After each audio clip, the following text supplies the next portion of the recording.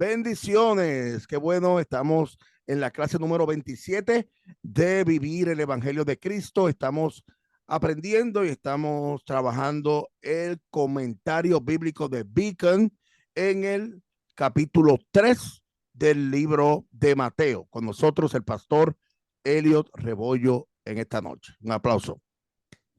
Dios les bendiga a todos. ¿Me escuchan bien? Amén. Pues vamos a comenzar con el repaso de la lección de la semana pasada. Misericordia, no sacrificio. Esa está basada en Mateo capítulo 9, del 9 al 17. Número 1, llamamiento de Mateo. Mateo 9:9. Mateo o Leví, recaudador de impuestos, era aborrecido mortalmente por los judíos por los opresivos tributos que imponía y principalmente porque servía a los intereses del imperio romano. Jesús llama a Mateo diciéndole: sígueme. Y su respuesta fue inmediata. Se levantó y le siguió. Abandonó un trabajo cómodo, perdió buenos ingresos, pero encontró honra. Perdió una cómoda seguridad, pero encontró una aventura como nunca había soñado. Y vino a ser uno de los 12 y que tuvo el honor de escribir el evangelio que lleva su nombre, el evangelio de Mateo. Punto número 2, comiendo con los publicanos. Mateo 9, del 10 al 13. La comida aquí descrita fue dispuesta por Mateo en honor a Jesús. Véase Lucas 5, 29. Fue su manera de confesar públicamente a Cristo y presentar el Salvador a sus colegas. Cuando vieron los fariseos a Jesús asociándose de aquella manera con los marginados publicanos, se dirigieron a sus discípulos y los acusaron de culpabilidad por asociación. Ningún verdadero profeta iba a comer con pecadores. Los fariseos se consideraban sanos y no estaban dispuestos a confesar que necesitaban a Jesús. Pero mira, entre comillas, en realidad estaban extremadamente enfermos en el sentido espiritual. Los recaudadores de impuestos y los pecadores estaban más dispuestos a reconocer su verdadera condición. Es importante recordar que cuando comía con pecadores, nunca cedía a sus malos caminos ni contemporizaba su testimonio. Empleaba la ocasión para llamar a los hombres a la verdad y a la santidad. Jesús despidió a los fariseos y les dijo: misericordia quiero y no sacrificio. Está citando la escritura en Oseas capítulo 6, versículo 6. Dios no es un ritualista y no se complace en los rituales. Y era precisamente en esto lo que habían caído los fariseos. Observaban la letra de la ley, pero no sentían compasión por los que necesitaban ayuda espiritual. No he venido a llamar a justos, sino a pecadores al arrepentimiento. Su llamamiento es solo eficaz para aquellos que se reconocen como pecadores. Él no puede dispensar sanidad alguna a los soberbios, a los que mantienen su pretensión de justicia propia, ni a los no arrepentidos, como los fariseos. ¿Alguien tiene algo que añadir o alguna pregunta? ¿O seguimos? Elio, fíjate que para recordar, solamente para modo de recordar, el gremio romano había, acuérdate que los judíos, el pueblo hebreo, El pueblo de Israel estaba esclavizado. Hay 5 imperios que dominaron al pueblo de Israel por la historia. Ya lo habíamos estudiado antes, los medos y persas, los egipcios, los asirios, los babilónicos, y los romanos, los medos y los persas. Entonces, este imperio romano tenía bien esclavizado al pueblo de Israel, pero para poder trabajar y poder sugestionar al pueblo de Israel, tenía que el imperio romano tratar de crear un gobierno dentro con ellos mismos. Esta gente no son tan bobos, son sabios. Entonces crearon este gobierno. Mateo era obviamente judío. Entonces lo catalogaban como un desertor. La misma familia, papá y mamá no querían saber del tipo. No se le sabe el tipo porque trabajaba con los romanos. Por ende, como era publicano, otro punto muy importante que Mateo, a él le cobraban un impuesto y Mateo cobraba lo que le daba la gana. O sea, esta es la parte más, por eso es que caía peor, porque el tipo era un truquero. Que había enriquecido, pastor. Que había enriquecido el tipo. Entonces, cuanto pescado había, él cobraba. Cuanto fruta, cuanta manzana había, él cobraba. Cuanta lo que hubiera, el tipo cobraba 3 y 4 veces. O sea, pero el pueblo, el gobierno romano tenía su cherito seguro. ¿Me entiendes? Por ende, estamos hablando de un hombre que sabe de números, un tipo letrado, un tipo estudiado, un tipo que no tenía que ver nada con la pesca. No tenía que ver nada con la pesca. O sea, en otras palabras, quiero que sepas algo. Jesús supo, él sabía a quién llamar y él sabe que llamó a la persona correcta. Y este hombre, Mateo, marcó la historia porque Mateo fue uno de los primeros que estuvo al lado de Jesús anotando y anotando. Obviamente no entra desde primero, no comienza desde el principio con Jesús, que esto también lo estudiamos y lo aprendimos en estos días. Lo aprendí, le digo claramente, lo aprendí. ¿Por qué? Porque no todos los discípulos comenzaron con Jesús a la misma vez. Ya esto lo habíamos estudiado. ¿Alguien alzó la mano por ahí? La pastora Elizabeth. Eli. Hola, no solo dije amén. Oh, okay. Un dato sobre la vida de Mateo. Estaba hablando con Jorge Crespo hoy. Y Jorge, danos la definición de Mateo, del nombre Mateo. Sí, él se llamaba Levi. Entonces le cambiaron el nombre a Mateo y Mateo significa don de Jehová. Mira eso. Mire, ahí colabora el nombre con lo que el pastor acaba de decir. Wow. Todo estaba escrito y predestinado ya por Dios. Fue un escogido de Dios. ¿Por qué? Porque le fue útil el ministerio. Y Mateo fue doblemente marginado porque era aborrecido de los judíos, era despreciable, era marginado por su propia familia. Imagínense a él aceptar el llamado del Mesías que fue rechazado por los propios judíos. Eso fue aún 100 veces peor. Imagínense eso, un traidor a la patria, más un traidor a la estricta religión judaizante. Papá, tú has dicho algo, tengo que mencionarte. Ese punto está sumamente poderoso y interesantísimo. Escuche esto. Sí, ya mismo, Jordito. Escucha esto. Escucha lo que está diciendo el maestro. Primeramente, Mateo era aborrecido por toda su familia y por el pueblo completo. ¿Sabes? Nadie quería ver a Mateo porque a la que tuvieras a Mateo te iba a cobrar. Y tú tenías que pagar si no ibas preso. O sea, eso es ahí. Segundo, cuando Jesús lo llama, acuérdate que a Jesús le están fabricando un caso.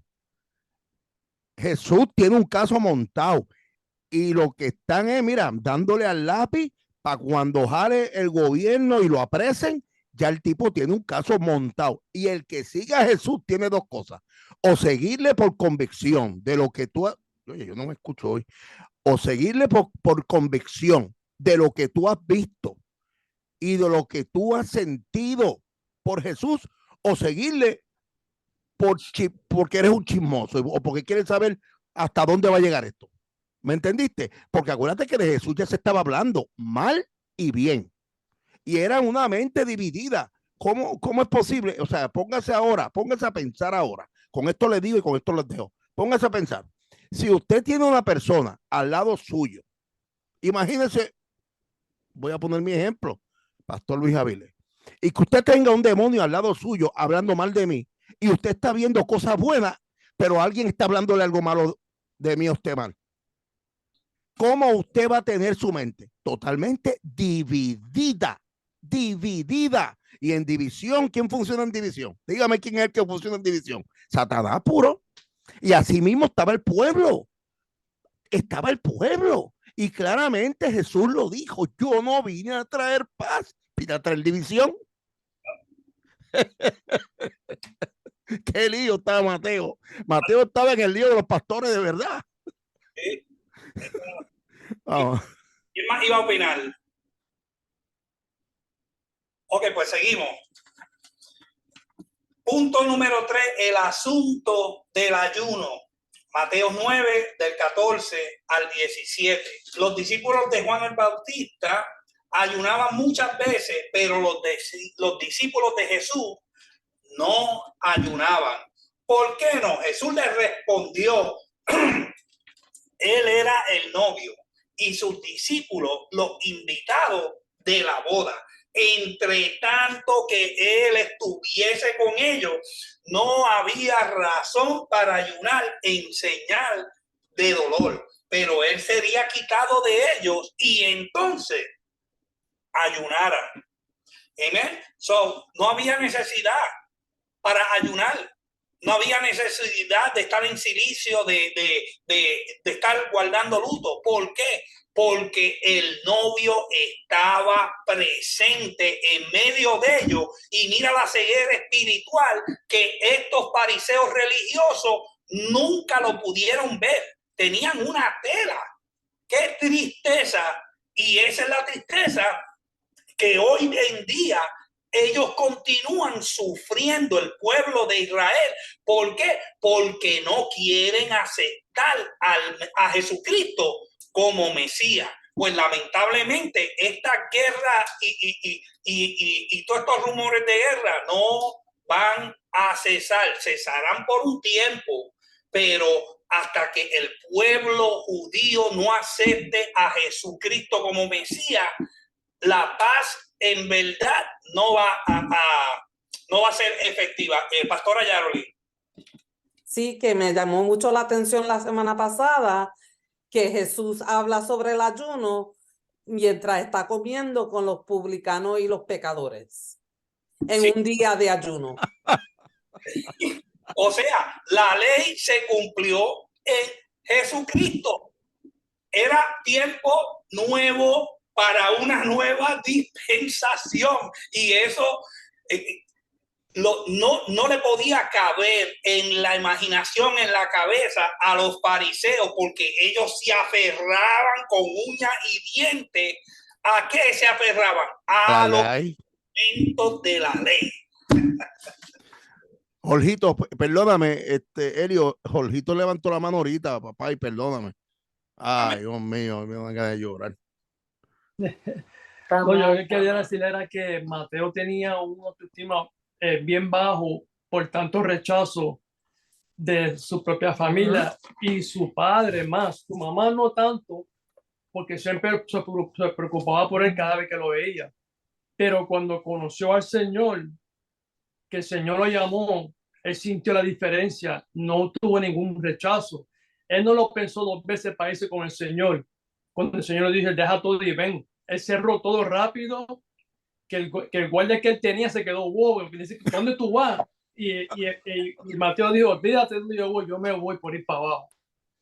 Oye, Tremendo punto que acabas de traer, porque Mateo fue un hombre muy marginado, especialmente, mire, cuando usted hace un tipo de trabajo, está bien que el mundo te rechace, los del particular, pero cuando te rechazan los de tu casa, eso está bien difícil. Pues especialmente si usted no ha visto Chosen, véalo. Eso es. Te va a Eso poder te- lo que Jorge acaba de decir. Cuando eran los días de la fiesta, tú lo veías en la puerta, entro o no entro. Oh my God, me rompí el corazón. Eso te iba a decir oye, que Jorge tiene esa serie manga. Tacho, te felicito. Tiene el pie en manga, papá. Pero me alegro, papi. Me alegro. Estoy feliz. Elizabeth. Para Mamá, ¿qué algunos pasó? de los hijos de Fort Myers que están recién casi llegados al país, esta serie de Chosen está bien interesante que la veamos, y usted la puede descargar directamente en su teléfono, la aplicación, y ver ahí todos los capítulos son gratis y está súper interesante.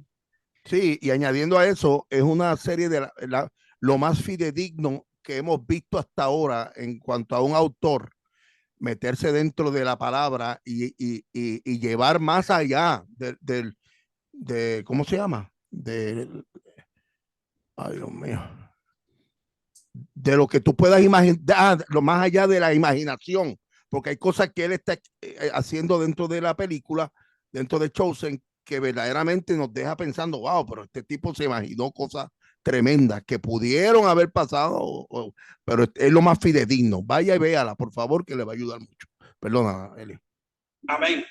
La pregunta de los discípulos de Juan el Bautista animó todavía más a Jesús a señalar que Juan señaló el fin de una dispensación, anunciando la nueva era de la gracia, y muestra que sus respectivos principios no pueden mezclarse. Intentar mezclar la ley y la gracia sería como usar un remedio de paño nuevo para arreglar un vestido viejo. Al lavarlo, el remiendo se encoge, desgarrando el vestido viejo.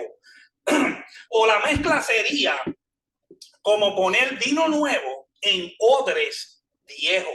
La presión causada por la fermentación del vino nuevo haría estallar los viejos cueros, porque habría perdido su elasticidad. La vida y la libertad del evangelio arruinan los cueros del ritualismo. Había de establecerse un orden totalmente nuevo. ¿Ustedes creen que los fariseos entendían lo que Jesucristo le estaba hablando? No tenían ni la mínima idea de que el vino nuevo no se... Ellos lo que entendían era, ok, nosotros sabemos de vino. Sabemos que el vino nuevo para odres nuevos y el vino viejo para odres viejos, pero ellos no entendían que la ley no que iba a terminar, porque la ley siempre está, pero la ley se cumple en la gracia que es Cristo Jesús. Amén. Y ellos no pudieron entender eso. ¿Alguien tiene algo que añadir al repaso o comenzamos con la clase? Amén. Pues vamos a proseguir. Hermana Marilyn, estamos en el libro de Beacon, página 106, letra E, el tercer grupo de milagros, Mateo 9, del 18 al 34. Vamos a comenzar con punto número 1, un milagro doble. Está en Mateo capítulo 9, del 18 al 26. Le voy a pedir a mi esposa Marlene que lea esa porción de la palabra. Bendiciones a todos. Y se lee así en el nombre del Padre, del Hijo y del Espíritu Santo. Mientras él les decía estas cosas, vino un hombre principal y se postró ante él diciendo: mi hija acaba de morir, mas ven y pon tu mano sobre ella y vivirá. Sí. Y se levantó Jesús y le siguió con sus discípulos. Y he aquí una mujer enferma de flujo de sangre desde hacía 12 años se le acercó por detrás y tocó el borde de su manto, porque decía dentro de sí, si tocare solamente su manto, seré salva. Pero Jesús volviéndose y mirándola, dijo: ten ánimo, hija, tu fe te ha salvado. Y la mujer fue salva desde aquella hora. Al entrar Jesús en la casa del principal, viendo a los que tocaban flauta y la gente que hacía alboroto, les dijo: apartaos, porque la niña no está muerta, sino duerme. Y se burlaban de él. Pero cuando la gente había sido echada afuera, entró y tomó de la mano a la niña, y ella se levantó, y se difundió la fama de esto por toda aquella tierra. Amén. Que el Señor añada bendición a su palabra. ¿Quién tiene la lectura de Beacon ready y puede leer los primeros dos párrafos? Ok, Miriam. Un milagro doble. En los 3 evangelios sinópticos, la curación de la mujer que padecía hemorragia está colocada en el contexto de la resurrección de la hija de Jairo, de modo que las tratemos juntas. Un líder se acercó a Jesús. Leemos que se llamaba Jairo, con la petición de que fuera y pusiera la mano sobre la cabeza de su hija. Mateo dice que Jairo declara: mi hija acaba de morir, mientras Marcos pone en sus labios: mi hija está agonizando. Literalmente, en su último suspiro, Marcos y Lucas relatan que alguien había sido enviado para encontrarles y avisarles que la niña ya había muerto. Pero, ¿estaba muerta cuando Jesús comenzó el viaje con Jairo? Una vez más, para explicarlo tenemos que regresar a la costumbre de Mateo de reducir una narración. Marcos, okay. Ahí, gracias. Okay. Usted ve los evangelios sinópticos, si usted pudo hojear la escritura en Mateo, Marco y Lucas dan una más detallada descripción, porque Mateo siempre como que o tenía la vista corta o no era muy detallista en los detalles. Mire, el discurso de Jesús acerca del cambio de dispensación fue interrumpido por un afligido dirigente de la sinagoga cuya hija acababa de morir. Inmenso, según Mateo, la niña acababa de morir. Se arrodilló ante el Señor rogando que fuera con él y le restaurase la vida. Mire, qué cosa más curiosa que los dirigentes de la sinagoga, los fariseos, los saduceos, no creían que Jesucristo era el Mesías, pero cuando había una necesidad, acudió al Salvador del mundo, al Mesías. O sea que en el plan perfecto de Dios, muchas veces nosotros no entendemos por qué es que las enfermedades vienen, especialmente a uno de los hijos nuestros, porque ¿qué es algo que un padre, los que somos padres aquí, no haríamos por un hijo? Nosotros moveríamos cielo y tierra por intentar salvar a un hijo. Jairo, mire, él arriesgó su reputación como dirigente de la sinagoga. En inglés se le llama backlash. Las retribuciones, las repercusiones que este hombre iba a tener por poner su confianza en Cristo. Usted no se ha puesto a pensar en las repercusiones. Mire, yo trabajo con los judíos y yo le he tratado de hablar a estos judíos de Cristo y me miran y se me ríen en la cara. Eso es un fairy tale, ¿entiende? Y eso es lo que ellos dicen porque ellos no aceptan a Jesucristo como el Mesías, pero la necesidad llevó a este Jairo a postrarse ante Jesucristo. Imagínese eso, usted se lo puede imaginar, que un dirigente de una sinagoga se postre ante el hijo del carpintero José. Esto me bola, como ustedes dicen, la tapa, me la bola, porque los religiosos eran bien rigurosos en su religión y no se, mira, ellos guardaban cada jota, cada letra de la ley. Seguimos. Era excepcional que este dirigente buscase ayuda de parte de Jesús. La mayoría de los líderes judíos habían temido a las repercusiones y menosprecio de sus colegas por actuar así. Jesús honró su fe dirigiéndose a la casa de ese dirigente. Jorge Crespo, sigue con la lectura. Mientras Jesús. Mientras Jesús acompañaba a Jairo a su hogar, una tímida mujer que había sufrido de hemorragia durante 12 años se le acercó por detrás y tocó el borde de su manto o la borla de su manto. Ella creía que si tocaba su vestidura sería salva. Aguántate ahí. Está bien. Elio, creo que Yaro tenía algo que decir, perdóname, antes que prosiga. Yaro alzó la mano, sí. Sí, quería decir que podemos ver desde que comenzamos este libro que estos religiosos judíos no se humillan ante Jesús, pero aquí vemos uno que se humilló porque dice que él vino y se le postró. Amén, tremendo punto. Exactamente. Exacto. Y ese era el problema que Juan el Bautista también tenía con ellos.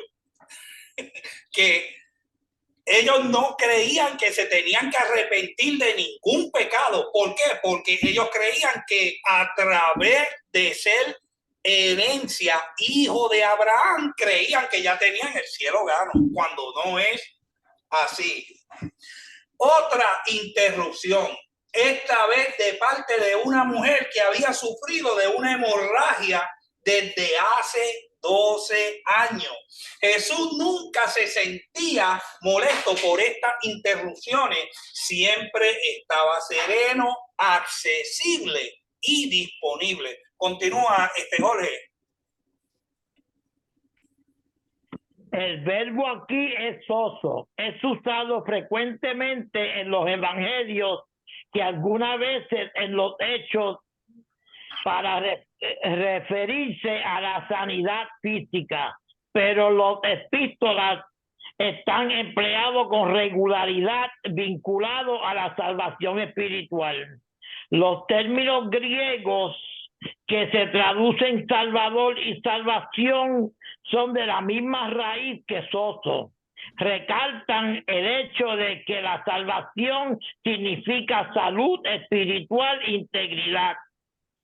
No fue el toque de la vestidura de Jesús lo que sanó a la mujer, fue su fe. Pero la fe estuvo empresada por la acción. Amén. Ahí está bien. Mire, no fue la acción del toque de ella a Jesús. Mire, la fe sin obra es muerta, pero ella decía dentro de sí, si yo logro tocar la vestidura del maestro, yo estoy segura de que yo voy a ser salva.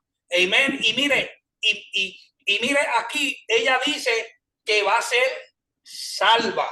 Amén. Salva, no sana. Dijo salva. Aquí podemos ver la condición espiritual de esa mujer. ¿Se acuerdan cuando los amigos trajeron, los 4 amigos trajeron al paralítico a Jesús? Que Jesús le digo, tus pecados te son perdonados. ¿Por qué? Porque Jesucristo ve primero la necesidad espiritual. Pero aquí ella reconoció que necesitaba salubridad espiritual, porque ella no dijo seré sana, ella dijo seré salva. Jorge.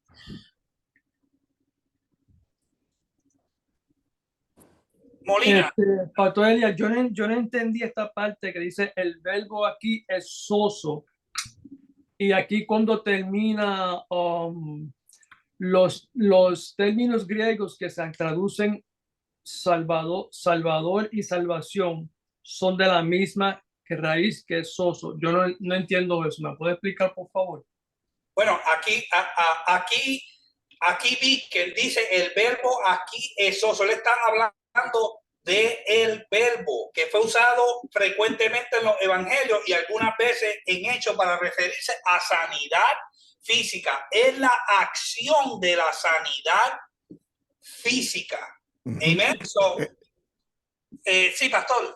Sí, voy a decir como 6 cosas, que las tengo más o menos acá en un orden. Primeramente, para contestar, para también ayudarte, Jorge, eso es el verbo. Eso es un verbo, esto es en gramática. Cuando habla del verbo, puede ser en hebreo, en latín, en griego. Eso es una palabra. Eso es una palabra que significa sanidad. ¿Ok? Espero que tú hayas captado eso. Ok. Esta mujer, este es uno de los puntos que a mí me encanta de esta historia, porque tenía una enfermedad que se llama endometriosis, que es un flujo, es una menstruación continua. 12 años sin parar la sangre. Vamos, aquí no hay nada chiquito, vamos a hablar a calzón quita, como decía anoche la pastora Yarolin. Aquí vamos a hablar claro. Una menstruación continua, eso es pérdida de hierro, pérdida de vitamina, pérdida de proteínas. Y la ley, cuando vamos a Deuteronomio, la ley decía que si la mujer estaba en periodo, el hombre no la podía tocar y tenía que dejarla hasta que pasara, y tenía que darse baños y 20 cosas. Si ese hombre tocaba a la mujer por alguna razón, también se iba por el chorro el tipo. Tenía que hacerse baños y hacerse santigüero, como decimos nosotros allá en el barrio. Santiguarse y 20 cosas y echarse de espalda al río y volverse. Mira la ley tan difícil. Ahora, 12 años, una enfermedad, ¿qué es lo que rápidamente el religioso cree? Pecaron tus padres o tú pecaste. Ya ella era totalmente, hermana, escúcheme, ya ella estaba totalmente desahuciada. Un desahucio de una mujer así es tan terrible que sus hijos la abandonan, su esposo la abandona, todo el mundo la abandona. Está viviendo a ella en un cuartito en la 189 y tercera. Allí no puede hacer nada, no puede salir porque todo el mundo la odia. Es una escoria de la gente. Es una escoria. Y ella gastó sus chelitos. No podía hacer más nada. Yo me imagino, y esto está en la película, Chosen, usted tiene que ver esta parte. Esta parte es muy interesante y tú dices, wow, este tipo tiene una mentalidad tremenda. Escuche esto. Me imagino como la fama de Jesús. Acuérdense que al principio el maestro nos enseñó, la fama de Jesús crecía y se extendía muy rápido. ¿Qué pasa? Tenemos dos vertientes. Tenemos la vertiente religiosa, como el hombre del estanque de Bethesda, cuando venía el ángel, él corría o trataba de correr, pero llegaba tarde. O sea, tenemos la vertiente religiosa y tenemos la vertiente espiritual de una persona que sabe claramente que hay un poder sobrenatural en Dios. Ahora, tú no puedes estar frente a la gente, tú no puedes conectarte con la libre comunidad, tú estás presa de tu propia enfermedad. Oye esto, te voy a mostrar esto. Pastor, lo que pasa es que este tema a mí me apasiona un poquito, pero yo te voy a dejar, yo quiero que la gente vea esto. Está riquísimo eso. Mira esto, mira. No sé si se ve. ¿Ustedes lo pueden ver? Sí, sí. Ok. Esto es una foto. Esto obviamente es una foto, Dios mío, madre. Ahora sí que boté la pelota yo. El brutólogo del año, el brutólogo del año, Luis Avilés. Esto es una foto. Acá, espérese, que voy a buscar otra que busqué, encontré. Ajá, aquí está el talit. ¿Dónde está? Bendito sea el Señor. ¿Esta es? Esta. Sí. Aquí está. Este es el talit. Ok. Esto es un talit, esto es un chaleco judío, este es un talit fidedigno. Este talit tiene 4 flecos. Estos 4 flecos son importantes y les voy a decir por qué. ¿Lo están viendo? Estos 4 flecos son importantes, les voy a decir por qué. Muy bien. Yo me imagino, y les voy a decir algo. Yo solamente enseñando esto, y yo me imagino según lo que estaba pasando en la mente de esta mujer. La mujer entendía la perfección, lo que significaba cada borde del manto de Jesús, que yo se lo voy a explicar. Y se lo voy a enviar para que usted lo tenga, para que usted lo lea. Yo le voy a enviar esto. Y también yo me imagino que esta mujer sabía y pensaba que con tocar solamente el borde iba a ser sana, porque ese borde significaba Jehová. Ese borde significaba el poder de Jehová sobre una figura. Oye esto, ese talit para ella significaba mucho, más se une la figura del maestro, del hombre que está sanando, del hombre que nada más con decir una palabra, aquellas personas caminaban y redundaba en la salvación del corazón. O sea, fíjate cómo dice, si tan solo yo tocare el borde del manto del maestro, voy a ser salva. ¿Salva por qué? Por 2 razones. Número 1, la más importante, la espiritual. Mi alma va a ser salva. Y segundo, no me van a matar porque Él me va a sanar automáticamente. Yes. Aleluya. Yo voy a estar salva, no me van a matar. Yo voy a estar limpia. Ya se acabó la sangre por buen tiempo. Y esto fue un tremendo acto de fe, mi hermano. Pues significaba que la mujer estaba aferrándose al nombre de Jehová y estaba reclamando las bendiciones de Dios en ese acto de fe tan poderoso. Ahora, yo les voy a leer, abuelo de pájaro, pastor, tengo que leérselo, lo que significaba este talit. Aquí lo tengo.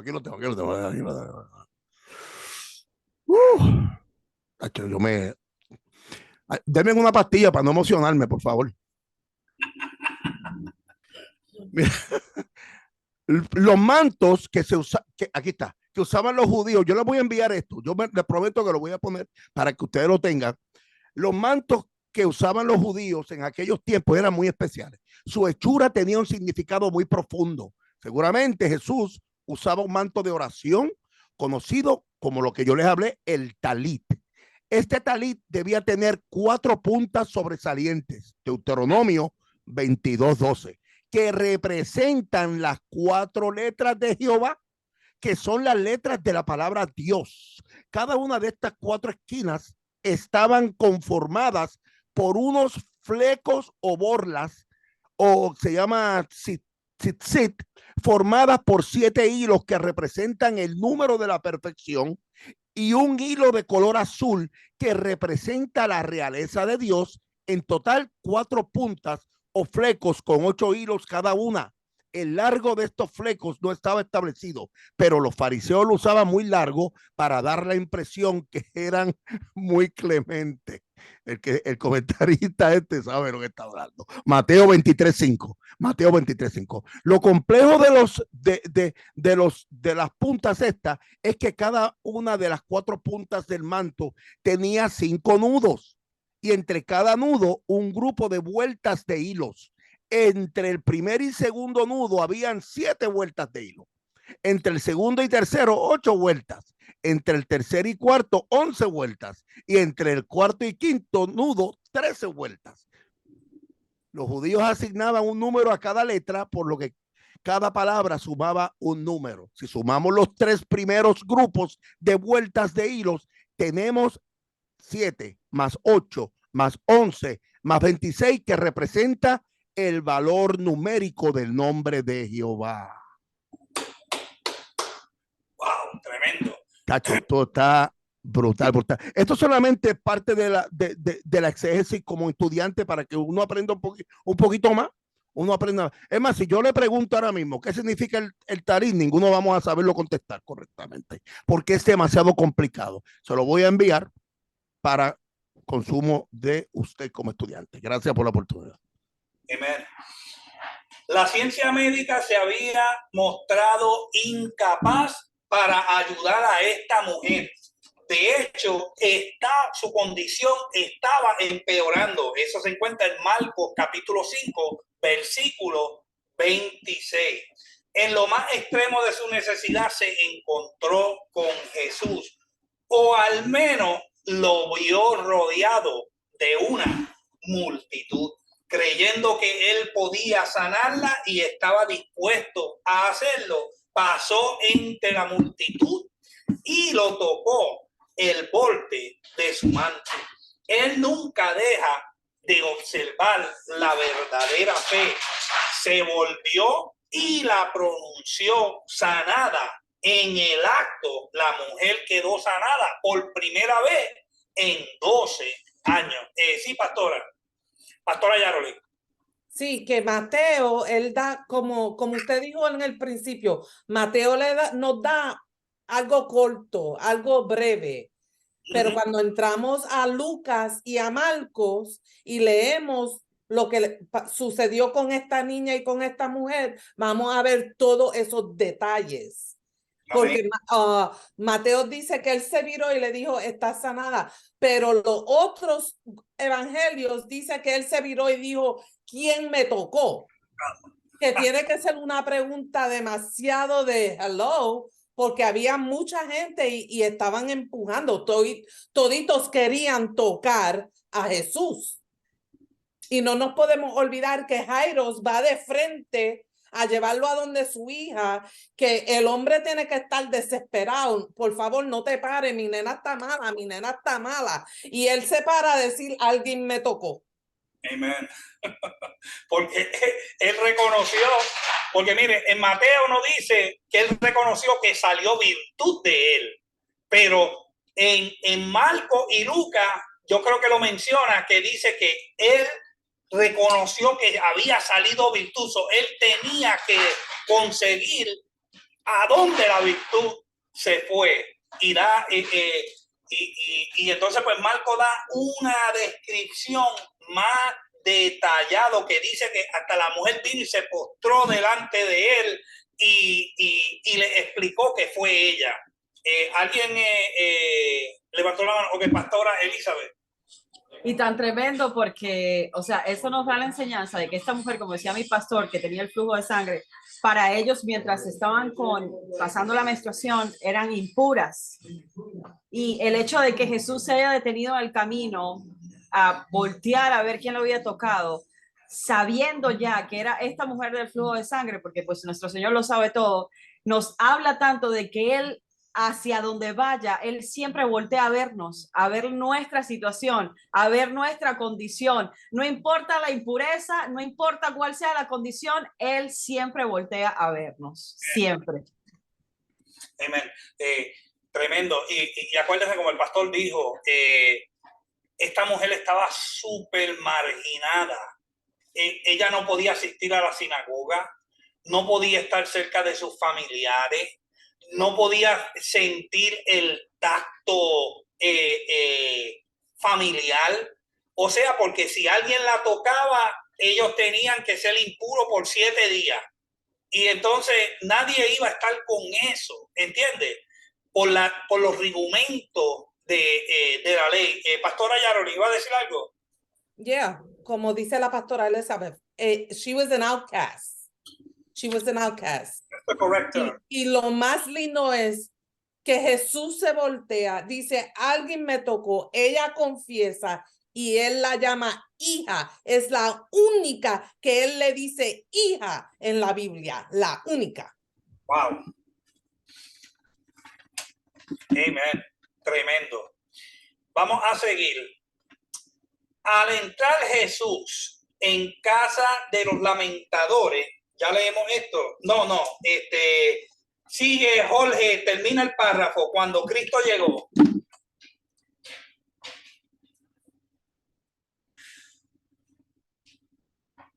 No te oigo.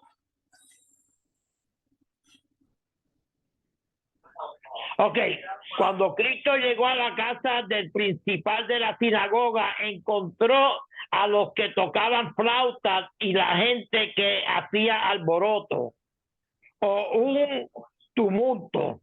Estos tocadores de flauta eran lamentadores profesionales.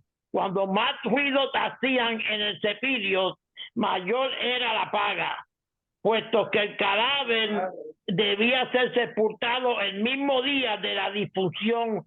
No había tiempo para perder. ¿Qué contraste hasta ahí? Ahí está bien. O sea que estos lamentadores eran lamentadores profesionales y olvídate, podemos imaginarnos el alboroto, porque mientras más alboroto y más lamento y más lágrimas y más dolor ellos expresaran, mejor iba a ser el pago. Entonces Jesús, al entrar ahí, que vio ese show, ¿cuántos saben que a Jesús no le gusta el show? ¿Ven? Jesús entra y Jesús entra a actuar. Rápidamente Jesús ordenó que se apartaran porque la niña no estaba muerta, sino estaba durmiendo. Mire, Jesús tomó la mano de la niña y ocurrió el milagro. La niña se levantó. No pasó mucho tiempo antes que las noticias del milagro se extendieran por todo ese distrito. Mire, imagínense toda esa gente que vieron a la niña muerta, cuando vieron que esa niña salió del cuarto y la vieron corporalmente caminando y la vieron bien. Mire, tú sabes el susto que la mayoría de esa gente pudieron haber recibido. Por supuesto que la fama de Jesús se iba a divulgar, Pastora Yaroli. No solamente caminando, porque Jesús dijo, traigan pan para que ella coma, para que vieran prueba de que en realidad ella estaba viva. Muchachos, es que el Jesucristo que yo le sirvo, él sí que sabe hacerlo bien. Él siempre lo hace bien. Vamos a seguir. Punto número 3. El asunto del ayuno. ¿Quién quiere leer? Alguien que no haya leído. Ok. Pues entonces yo voy a escoger a alguien. Hermana Wanda Rosa, léase punto número 3, el asunto del ayuno, el primer párrafo. Permiso, ¿a dónde está usted? Estoy... No, nosotros ya pasamos eso, pa. No. Porque vamos para el segundo punto, pero se te quedó one paragraph in the book. La página del libro se me viró. Pido disculpas. Ok, estamos en el párrafo que contraste con la conducta digna y calmada de Cristo. Él les dijo a los lamentadores apartados, les aseguró a todos que la niña no estaba muerta, sino que dormía. Enojados y frustrados, los lamentadores se burlaron de él. Mire, se burlaron de él. Y con todo y eso que se burlaron de él, fueron maravillados. Hermana Wanda Rosa, léase echando a los incrédulos. Dice, echando a los incrédulos de la habitación, Jesús solo dejó consigo a Pedro, Jacob y Juan, además de los padres. El Creador tomó a la muchacha sin vida de la mano y ella se levantó. La historia de la resurrección de los muertos de una hija naturalmente causó gran excitación. La fama de Jesús se divulgó por toda Palestina. Se divulgó por toda Palestina. Es como la pastora Yarolín dijo, que la niña Jesús, para probarle que no era un fantasma, que no era un espíritu, le dijo, denle de comer. Y la niña comió delante de ellos. Pues eso tuvo que ser un escándalo. Tuvo que ser ocasión de celebrar. Amén. Mire cómo Jesucristo invierte el asunto. De un momento de lamento lo torna y lo invierte a un momento de extremo gozo. Punto número 2. 2 ciegos reciben la vista. Estamos en Mateo 9, del 27 al 31. Vamos, Miriam, léete Mateo 9, del 27 al 31. ¿En la Biblia? Sí, en la Biblia. Pasando Jesús de allí, le siguieron 2 ciegos, dando voces y diciendo, ten misericordia de nosotros, hijo de David. Y llegando a la casa, vinieron a él los ciegos, y Jesús les dijo, ¿creéis que puedo hacer esto? Ellos dijeron, sí, Señor. Entonces le tocó los ojos, diciendo, conforme a vuestra fe os sea hecho.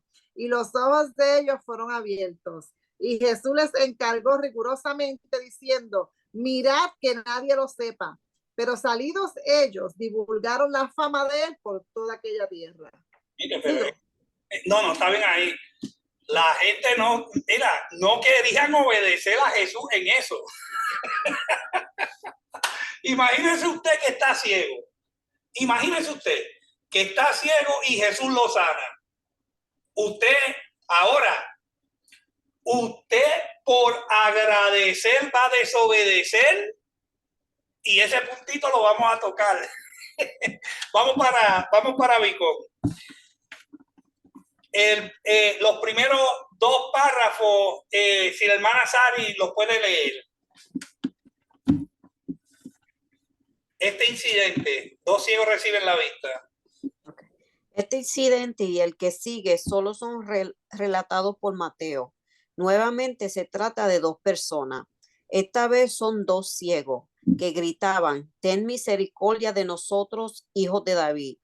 Filson observa, ellos lo reciben como el esperado líder mesiánico que haría las cosas maravillosas mencionadas en Isaías 35:5.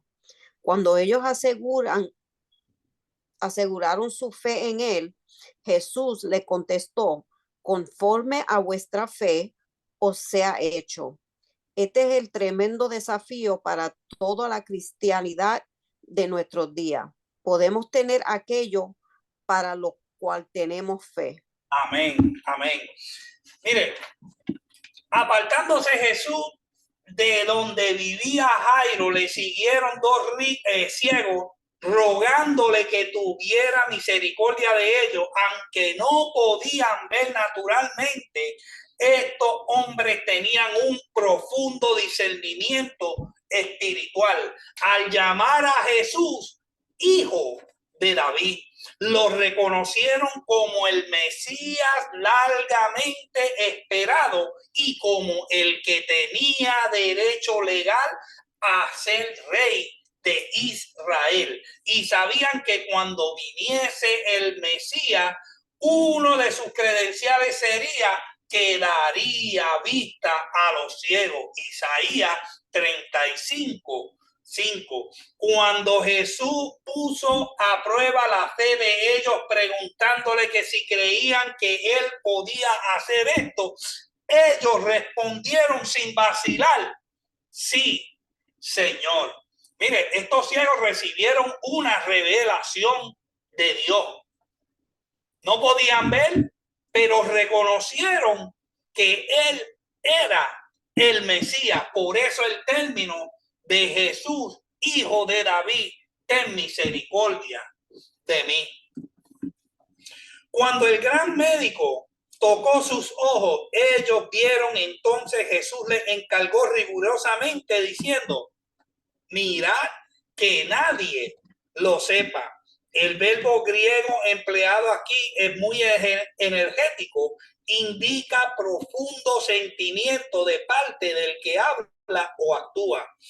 En este lugar significa les amonestó severamente. La razón por la cual Jesús les habló de manera tan rígida fue porque él no quería que una mayor publicidad fuera obstáculo a su ministerio, pues las multitudes acudirían a él buscando la sanidad, pero la amonestación fue vana. Los dos hombres divulgaron la fama de él por toda aquella tierra. Jesucristo no quería que le siguieran por los panes y los peces. No quería que le siguieran por los milagros. Él quería entregarle la nueva dispensación que era la gracia. O sea, si el enfoque del pueblo era en los milagros, pues entonces el ministerio de Jesús no iba a ser efectivo, porque entonces el pueblo lo que quisiera seguir solo por una conveniencia. Elio, y era inevitable, o sea, porque mira, si alguien trataba de ser privado, era Jesús, pero era inevitable el gozo de alguien recibir un milagro en su vida, era inevitable el no poder compartir el milagro a otras personas. Eso provocó que el ministerio, pienso yo, esto es una especulación mía, todo esto provocó que el ministerio de Jesús se acortara, porque a lo mejor Dios, pienso yo, esto es otra especulación mía, pienso yo que en el plan de Dios quizás lo tenía para más tiempo, pero la gente provocó la ira de los romanos y del mismo gremio judío, por eso mismo. Pero fíjate que él le dice, algunos le dice quédense callados, vayan y solamente le díganle a sus familiares o no digan nada. O sea, con todo y eso, la fama de él, ¿qué pasaba? Se expandía, crecía. Vimos la semana pasada que él se metió, bueno, yo no sé si fue la semana pasada, ahora mismo no me acuerdo. Yo prediqué acerca de crucemos al otro lado, que fue en ese mismo, así, en esos días que tú estabas hablando acerca de lo que se desató en el mar de Galilea. Se sentó en una barquita pequeña para tratar de evitar, como dice Mateo, dice, porque era demasiada la multitud que querían tocarlo. O sea, lo que ellos querían eran tocar a Jesús. Nada, y fíjate, pienso yo que había mucha gente que tenían fe. Papá, porque, o sea, dime tú, nosotros somos humanos. Hay gente que pecan por ignorancia. Te hago una pregunta. ¿Ustedes no han visto gente en las campañas de Gigi Ávila que se desbordaban? Mira, aquí hay 2 o 3 que iban a las campañas para ver si le ponían dientes. Se llama. Me planificó la muerte. Mira, Yaro, yo estaba haciendo la fila y era más larga que la fila de CBS. Entonces, imagínate, o sea, dime tú, o sea, para que tú veas lo que es la ignorancia, y nosotros todos hemos pecado por ignorantes de alguna manera. Lo que pasa es que la palabra nos ha desenredado y hemos aprendido que el poder está en ti, que el mismo poder que tenía Gigi Ávila te lo dio a ti. Amen. ¿Y qué es lo que yo le digo a la gente? No las de Casa de la Fe, obviamente, a los otros que yo predico por internet. Deje de estar pidiendo oración. Ore usted porque usted tiene el mismo poder que se me ha otorgado a mí. Deje de estar pidiendo oración, ora, porque Él te ha dado poder y autoridad. Entonces, solamente el poder y autoridad la tiene Gigi Ávila. Hermano, en este caso, vemos también que la gente se aglomeraba. Mira, yo veo a Jesús por ahí caminando, a Cristo aquí, y yo me le voy a tirar detrás. Tú puedes estar seguro que yo le muerdo el zapato. Yo le muerdo el zapato. De alguna manera yo voy a buscar la manera de tocar al maestro, porque había gente allí que se le había revelado el Espíritu Santo de que ese era el Hijo de Dios y que estaba en la tierra y que no había mucho tiempo que perder. Teníamos que tocar al maestro. Gloria al Señor. Miren, Jesús les tocó los ojos y les aseguró que conforme a su fe verían. De inmediato pudieron ver. Los hombres como Tomás, Juan 20 del 24 al 29 dicen: si no lo veo, no lo creo. Dios dice: si crees, verás. Jesús le dijo a Marta: no te he dicho que si crees, verás. Juan 11:40. Por la fe entendemos. Hebreo 11:3. Juan escribió: estas cosas os he escrito a vosotros que creéis, para que sepáis. Primera de Juan 5:13. Dios quiere que le creemos sencillamente porque Él es Dios. ¿Por qué Jesús les advirtió a los hombres ciegos que fueran sanados, que no lo dijesen a nadie? En Mateo 8:4, cuando Jesús sana al leproso, también le dice que no dijera nada a nadie. Jesús no quería fomentar un movimiento prematuro, y esto es lo que el pastor dice. No quería fomentar un movimiento prematuro para ser entronado como rey. El pueblo todavía no estaba arrepentido. Jesús no podrá reinar sobre ellos hasta que hubiesen nacido de nuevo. Además, un movimiento revolucionario en favor de Jesús atraería terribles represalias de parte del gobierno romano contra los judíos. Y además, el Señor Jesús había de ir a la cruz antes de poder reinar como rey. Todo lo que cerrase su camino al Calvario se enfrentaría con el plan predestinado de Dios. Por eso es que el Señor muchas veces le decía a ellos que no dijera nada a nadie, por su propio bien, por el bien del pueblo. Porque imagínense que el pueblo, como cubrimos al principio, si el pueblo hubiese querido cogerlo y entronarlo como rey, desde que dijeran que este era rey, se iban a meter las legiones romanas y iban a acabar con todo el pueblo judío. Amén. ¿Alguien quiere añadir o seguimos? Yaro creo que alzó la mano ahorita. Ajá. Me causa curiosidad que dice Beacon que Mateo fue el único que escribió de estos dos hombres ciegos. No lo vamos a encontrar en los otros.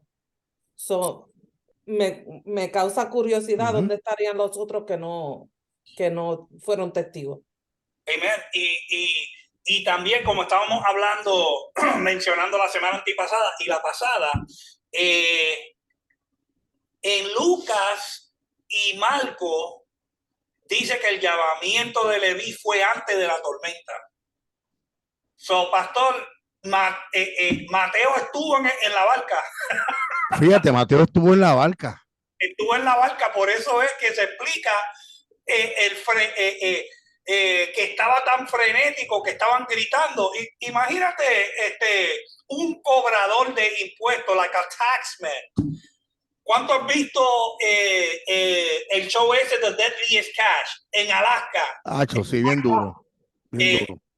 que el mal se pone bien bravo. Imagínense a un cobrador de impuestos ahí con esos pescadores experimentados.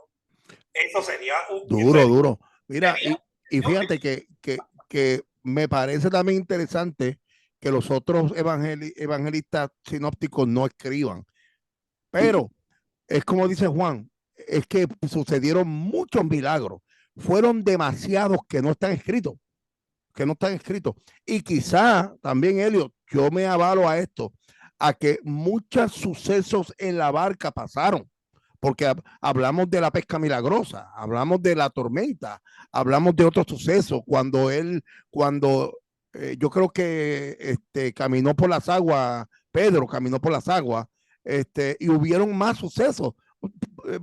Pudo sí pasar, y quizás no, quizás sí, creo sí que Mateo estaba en ese revolú ese día, ahí a la misma hora. Claro.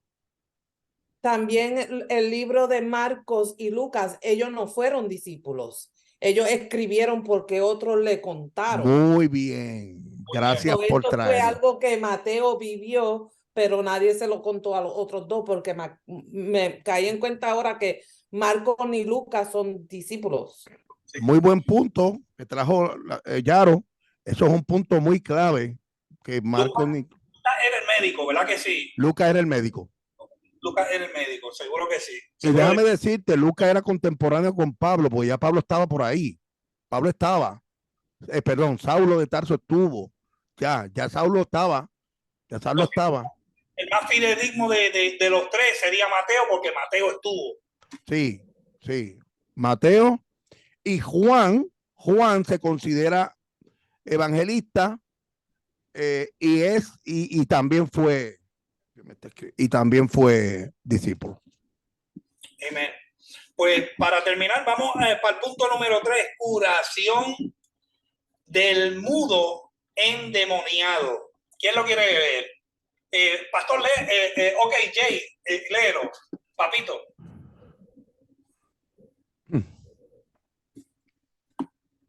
Los evangelios describen la posesión demoníaca como causante de locura y aquí de mudez.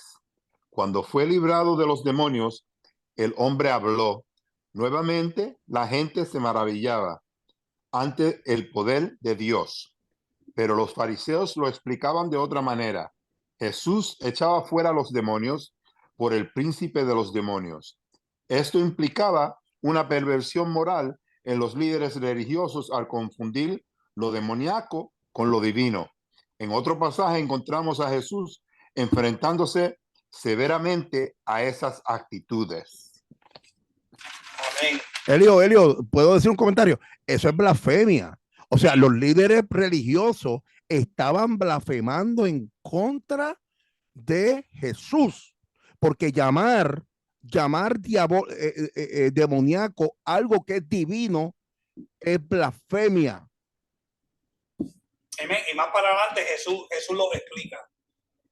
Jesús lo explica que todo se le será perdonado al hombre, pero la blasfemia en contra del Espíritu Santo no le será.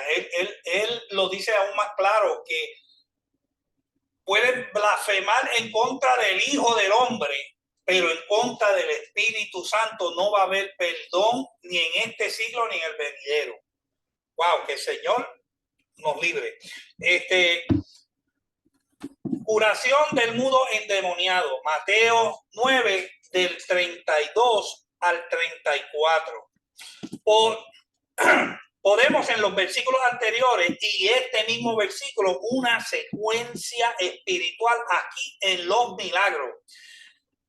Primero, vida a la hija de Jairo. Luego percepción, los ciegos. Y finalmente testimonio. Un espíritu malo había azotado a este hombre con mudez. Alguien mostró la suficiente solicitud para llevar a este endemoniado a Jesús. Dios bendiga a los que se dejan usar por Dios a llevar a otros a Jesús. Una vez echado el demonio, el mudo habló. Podemos suponer que usó su voz para dar testimonio, dar alabanza y dar gracias a quien lo había sanado. Los presentes reconocieron que Israel estaba siendo testigo de milagros sin precedentes. Y ahora mire la actitud de los fariseos.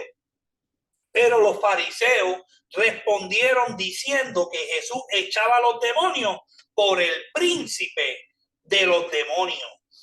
Es esto lo que calificó Jesús más adelante como el pecado imperdonable en Mateo capítulo 12, versículo 32. Atribuir los milagros que él efectuaba por el Espíritu Santo al poder de Satanás era una blasfemia contra el Espíritu Santo, mientras que otros estaban siendo bendecidos por el toque sanador de Cristo. Los fariseos permanecían espiritualmente ciegos y mudos.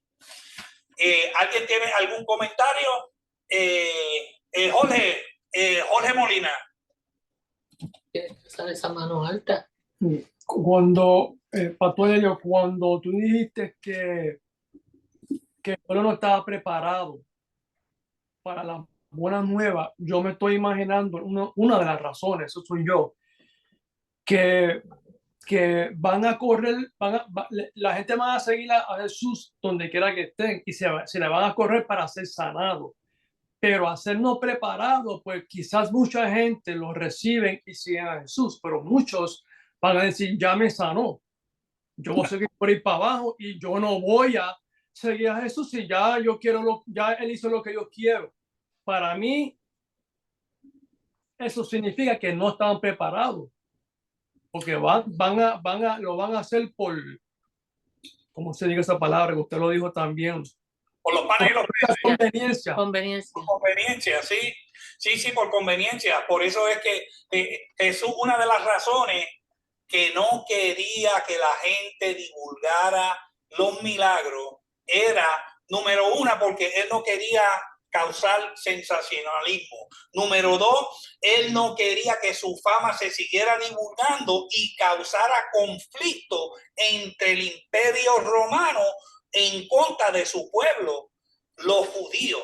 Amén. Y número tres, que el pueblo judío, amén, no estaba listo para recibir la dispensación de la gracia. Por eso es que dice la palabra, a los suyos dijo, mas los suyos no le recibieron, mas a los que le recibieron le dio la potestad a ser hechos llamados hijos de Dios. Amén. Por eso fue que Jesús trató de predicarle al pueblo judío, y aun cuando envió a los discípulos, le dijo que no pararan en ciudad de samaritanos ni en ciudad de gentiles, que fueran a las ovejas perdidas de Israel primero. Sí, pastor. Sí, ahí lo dijiste todo. Remataste con no estaban preparados para recibir la gracia. ¿Por qué? Porque hay un punto esencial que se revela en Hechos. En el libro de los Hechos, la manifestación del Espíritu Santo. Pastor, entonces usted me quiere decir que el Espíritu Santo no existía. Seguro que existía. Existía desde el principio de la fundación del mundo. Pero la manifestación del Espíritu Santo era necesaria. Tenía que acompañarse para que el mismo hermano Santiago, para que Pedrito abriera los ojos, para que todos ellos entendieran con exactitud quién era el que estaba allí, y que ellos, muchos de ellos no aprovecharon el tiempo porque estaba el Emanuel, estaba el Dios encarnado. Ellos no tenían, o sea, el Espíritu Santo estaba, pero no estaba manifestado para ellos entender la dispensación de la gracia que trajo Jesús a la tierra. Amén. Cacho, eso es duro. Mira, y eso pasa con todos nosotros, hermano. No es hasta que el Espíritu Santo nos quita la venda de nuestros ojos. ¿A través de qué? A través de qué. Y por favor, alguien que me conteste. ¿A través de qué? Por favor, pero alguien que no seamos. ¿A través de quién? ¿De qué? La venda de los ojos espirituales es quitada. ¿A través de qué? Dígame dos cosas. Dígame dos cosas. ¿A través de qué? Sometimiento. La fe. La palabra. La palabra. La palabra. Esa es la que, o sea, la palabra, la fe viene por el oír y el oír la palabra de Dios. Porque si no hay palabra, no hay fe. Es la palabra la que te revela y el Espíritu Santo, que es el segundo, o sea, esa combinación Espíritu Santo y palabra es la que nos revela la verdad. Eso fue lo que sucedió en donde, en Hechos. ¿Dónde fue que Jesús los mandó? Vayan hacia allá, váyanse al aposento alto, esperen esta promesa, esperen todos allí. Y estaban todos unánimes en el pleno de oración. Y estaban todos unánimes en el culto. Y allí estaba, allí empezó el bebé. Dale, papá, terminamos ahí. Sí, ya, básicamente ya terminamos con la clase, pastor. Yo me gozo, mano. Cada clase estaba. Vamos a dar un aplauso al pastor Elio. Está bien virado siempre. Tacho, nos deja locos y sin idea. Y aprendemos mucho y lo importante es, hermano, que no nos quedemos ahí, sino que pongamos todo esto, que no seamos oidores solamente, que seamos hacedores de la palabra. Pregunta, vamos a ver, Mía, ¿alguna pregunta, mamá? Dime, mamá. Bueno, pregunta como tal, ¿no? Refrescando todo lo maravilloso que es papá y las cosas que nos permitió saber por esas personas que usó, pues al escribir esos evangelios. Obviamente siempre está esa connotación de que algunos hablan de unos milagros y otros no, pero es lo importante de uno estudiar, ¿no? Y de escudriñar y de comparar los milagros que se aparecen con los otros, porque así nosotros tenemos, y estoy impactada con el libro, con todo, porque me gusta, ¿no? Me interesa. O sea, como dando la continuidad, porque yo allá, mientras estuve en el ministerio en Venezuela, mientras servía allá, un apóstol, yo le comentaba a mis pastores, mi apóstol me enseñó de que, o sea, cómo yo puedo amar a Dios si no conozco a papá o no conozco la historia. Wow. Y siempre me interesó el escudriñar y me metí a estudiar la parte de teología